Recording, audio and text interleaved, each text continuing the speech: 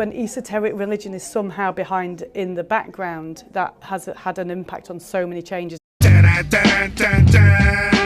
I'll share a personal view right now, which is I can see the October Rebellion focusing very much on a people's coup, if you like, a people's takeover of democracy. If it continues in the UK to be so utterly shambolic and showing itself in literally a state of collapse. And I would argue underneath that is what we might call the sacred. It might not be the language that works for everybody. It needs to be a language that works for you, whether you're atheist or whatever.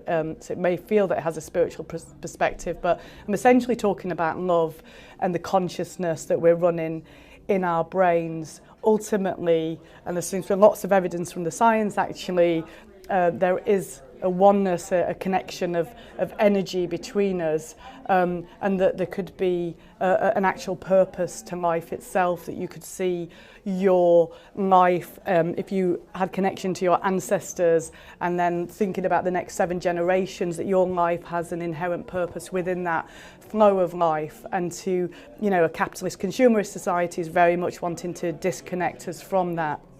Lots of brain sciences suggesting that when we're more in our right brains than our left brains, so look up Ian McGilchrist's work, for example, The Master in His Emissary, that we have a deeper connection to the oneness. And I want to just speak very briefly to something controversial. I've been speaking about psychedelic medicines. They're not for everybody. They've been part of my path, and they very much speak to me in terms of access to these processes. They need to be used in really safe and healthy ways if anybody is using them. There's lots of information out there on reset.me. They are not, XR doesn't have a position on them, but there's lots of science regarding their use and how people become more nature connected as a result.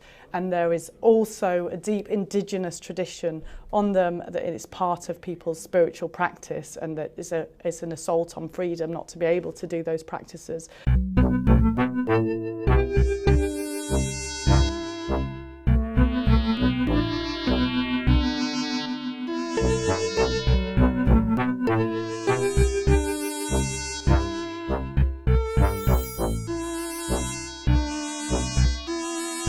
So that's why I've spoken to it, and it's because I think it's so central to this theory of change for many of us. This is not something you have to sort of believe in and be a hippie around, that there is that possibility, at least. I'm suggesting to be open to it, that love is underneath what really matters to us. So then when we think about how things change, you can look at it in a 2x2 matrix. And I've based this on the work of Micah White. He was a person that was part of the Occupy movement. And again, I'm not talking about wafty woo-woo stuff. I'm just talking about there are aspects that we're not necessarily fully cognizant of, but there is science out there talking in that way. I personally believe that science and spirituality are on their way to unification, but that's a personal view. It's worth mentioning that Wei Sang, in reviewing a lot of revolutionary movements, noted that the things that really help in them are obviously being well organised, and our systems are really helping us with that, and obviously always need improving. It's also about aspects of charisma that come through in our movements, and I think that's really important, how we all show up in our leadership and bring our true selves forwards, and that our hearts and our vulnerability and our love, and I think authenticity, and I think that's what charisma's about for me. And then the other bit is when esoteric religion is somehow behind in the background, that has had an impact on so many changes. Why? The section that's about asserting our collective will, the actual technical term for it is called voluntarism. That's when we tackle the pillars of this system. So the pillars, the fake democracy, the destructive economy, the toxic media. There's also then what's called subjectivism, which is the idea that you won't really make these changes at the systems level if we don't change ourselves, if we don't change how the system's showing up in us. And that's really about that patriarchal scarcity, separation and powerlessness. And then there's another piece that gets more esoteric that's called theurgism. It's the idea that there could be divine intervention. Sounds a bit mental, I know, and I also feel as a scientist a bit odd saying that, but I do have personally a spiritual practice of prayer, and I think you can also talk about it just from the perspective of, you know, how it feels for you, your own consciousness, the better part of yourself, what it means to be in touch with sacredness, what meaning is there in your life, what purpose, how you are feeling a vision being lifted up by this movement. How do we change ourselves? You know, this system is in us. And so really we're talking about ways of tackling the patriarchal wounds. I just want to say how important it is that we're looking at ourselves, you know, in what we're bringing forward. I used to talk to a lot of people who were deeply involved with Eastern spirituality, with Buddhism, occasionally Hinduism, and so on, Buddhism of different schools, and they'd make similar lofty and vague claims about how deeply committed they were to practicing the Dharma, as if their head were on fire, changing the world, saving the planet.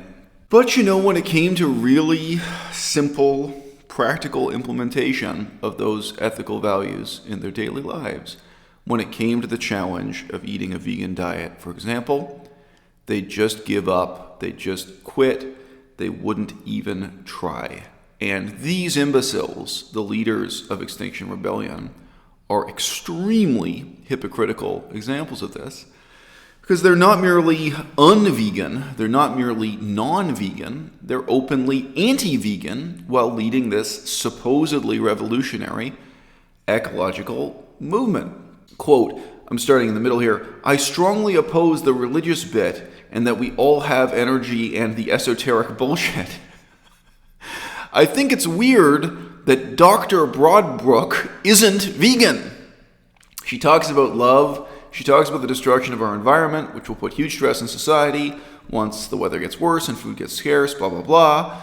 She also talks about subjectivism, which means changing ourselves, but only in a vague sense, not actually refusing to eat mince pie, not actually refusing to eat sausages or refusing to kill a sheep to eat its blood and such. No, not giving up dairy, milk, and cheese. No, just, inner transformation. Right.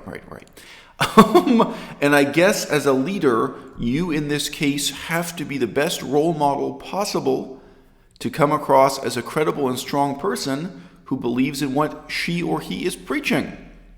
In a Q&A from June 2019, Dr. Broadbrook states that, these days, I feel that my relationship with eating animals is meant to be limited and based in deep gratitude.